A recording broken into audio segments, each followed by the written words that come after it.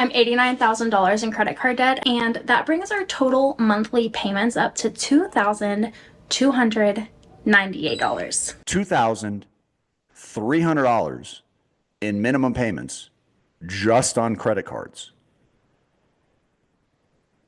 Guys, what are we doing here? All right, guys, so my team has compiled a small handful of more insane credit card debts. This is becoming a massive problem here in our country.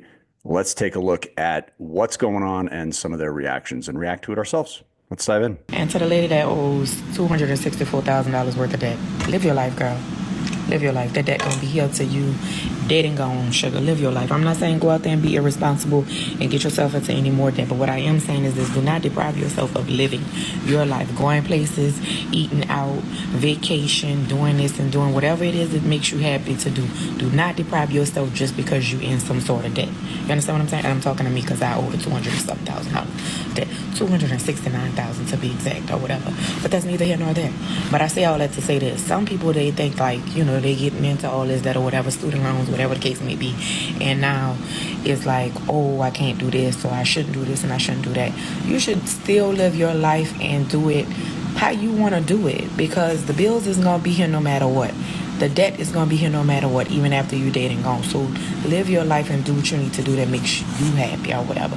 Don't deprive yourself just because you got all these bills or whatever. Don't do that. Still be responsible, but don't deprive yourself just because you have a lot of debt. Because I know I'm not. Baby, I'm living my best life. Do you hear me? And is. And that's why I say I suggest you do the same thing. Because that's what I'm talking about, me. Now. Okay? So, I don't know. What y'all think? That's just how I feel about it. What y'all think? What do we think?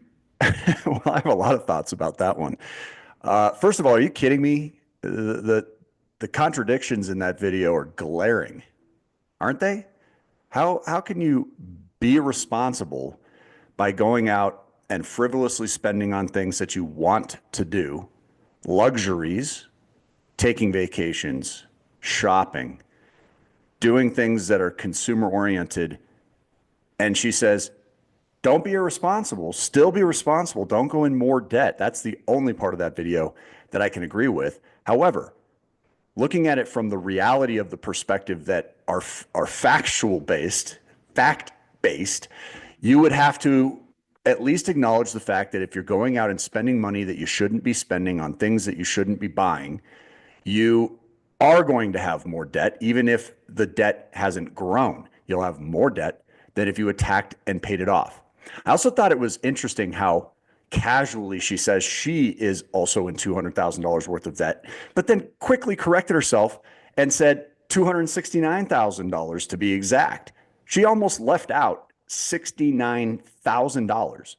That's how desensitized she is to carrying massive amounts of debt. If you do not adjust the way that you are behaving, if you are not correcting, this is never an income problem. It's never a spending problem. It's always a cash flow problem. It's the difference between what we do make and earn and deposit into our bank and what we spend. That's both on necessities and consumer desires, discretionary costs. Whatever's left over is known as cash flow. And cash flow is the single weapon that attacks and eliminates balances faster than just simply applying minimum payments to your debt, which is a very, very slow approach, especially when it comes to credit cards. So these are bananas perspectives. I hope to God there are not many people who are listening to that, but let's take a look at a couple of the comments here. Yes, ma'am, facts. To which she replied, vacation, spa day, road trip, whatever, friend, I'm going. So it sounds like she's having a bit of an impact on some people. Another comment, somebody else agrees. They say, correct. A third, always going to owe some, but I'm going to keep on doing more. And that was another piece of that video that caught my attention. Is she said, look, the bills are always going to be there. You're going to die with debt. And I guarantee that woman there, she will be dying with debt. I personally will not be dying with debt unless that debt is earning me an income. I believe in leverage. I believe in borrowing money. I believe in using debt as a tool to build wealth, but not to stay broke.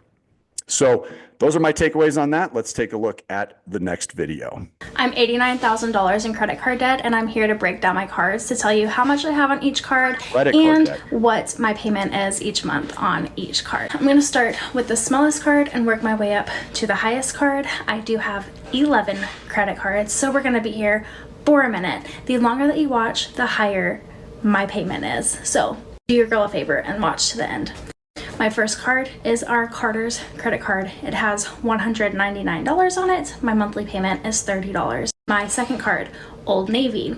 It has $362 on it and a monthly payment of $30. Third card is our Citi card.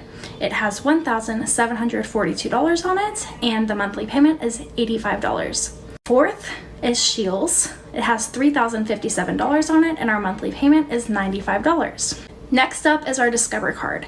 That has $4,969 on it and our payment is $135 a month. Next up is Chase. That has $5,615 on it and our payment is $153 a month. Next up is my personal Military Star card. That has $7,860 on it.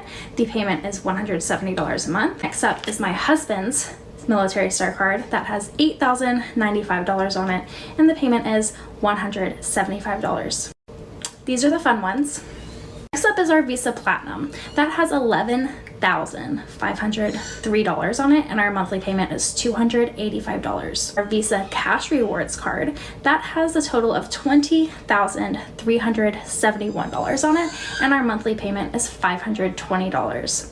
Last but not least is our American Express that has $25,371 on it and our payment is $620 a month. The total on these cards a little bit more than I said on a previous video because they have been hit with some interest since then.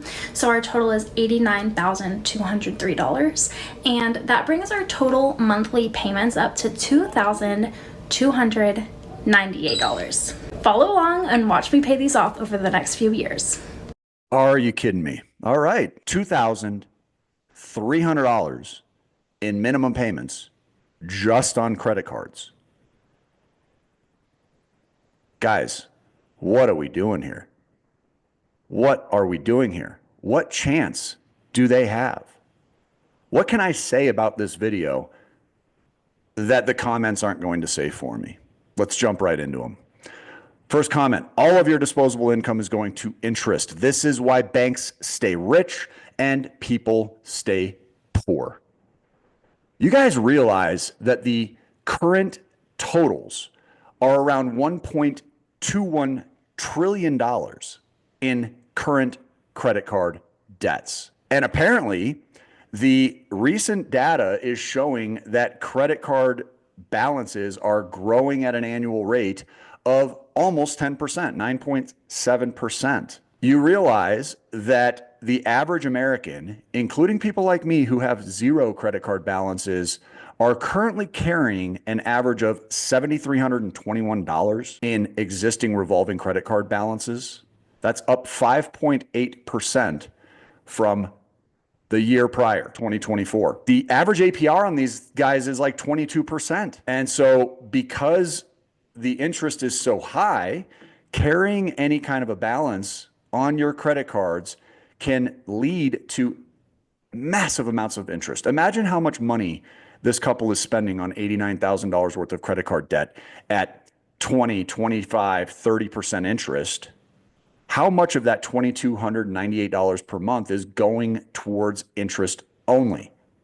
$2,000 a month, 25 grand a year of after-tax revenue. If you gross that up, you're looking at over $30,000 that you have to earn just to cover the minimum payments on your credit cards. And you'll probably be paying on them for well over a decade, if not multiple decades, if you are only making the minimum payments. This is a scary, scary time in our country. People are relying on their credit far too much. I drive past these restaurants, I see they're full a lot of the time. If you're using credit cards to eat out and you're not paying your balances in full, even if you're making payments larger than just the minimum, you're making a mistake. Another comment on this video was, honestly, file bankruptcy.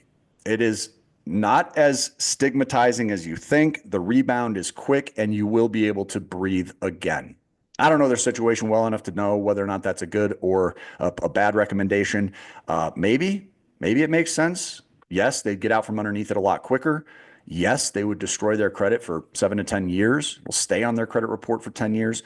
Yes, there will be lenders that would be happy to give them more debt far sooner than that, even well within the first 3 years of having a bankruptcy. But yeah, you can recover your credit scores in a somewhat rapid fashion. I've been known to be able to help give people advice that'll get them back up over 700 again within the first 12 months of discharging a Chapter 7 bankruptcy. But that doesn't mean that this is what makes sense. And maybe they qualify for it, maybe they don't. We don't know what their earnings are. She didn't talk anything about that in this video. Another person, file bankruptcy and start over. Hey, it would potentially clean the slate, but it's sort of your one-time get out of jail free card. Again, without knowing more about their overall financial picture, I'm not sure whether I would point them in that direction or not. Plus, they borrowed the money. Sounds like, not necessarily responsibly. And they owe it, right? Where's the moral compass here? If they can pay it back, should they not? What do you guys think? Leave a comment below. And finally, you need some Dave Ramsey in your life. Figure out how you got it and never let it happen again. Her response to that comment, folks, nah, I'm good. LOL. Keep Dave Ramsey to yourself. Okay. I don't know what her problem is with Dave Ramsey. I don't always agree with everything that he suggests. I do find him rather entertaining, and it sounds like she would probably benefit a lot by at least getting those fundamentals under control. So I can't disagree with the initial poster of that comment. I tend to agree. And I don't know why she's resistant. Sounds like she wants to do something about it. She said, follow along on our journey while we pay all this off. So that sounds to be the direction that they're planning on going. But guys, things can run away from you. Okay. That's the moral of all of these types of reaction videos, is trying to learn from other people's mistakes, learn from other people's successes. Make sure you subscribe to the channel. We have lots of videos on here, not just people that are struggling, people who have done very strategic things to get themselves into a better situation. It's all free. Download the Cashflow Cruncher. That's cashflowcruncher.com. Download your own copy of it. Free spreadsheet. I use it religiously. I've been using it religiously for over 15 years, and it's barely changed at all over that amount of time. It is a fantastic tool. Drop a like on this video if you like these kind of reaction videos. We want to do more of them because I think there's a lot to learn in other people's stories. Until we see you on the next one, make it a great day today and keep on cash flowing.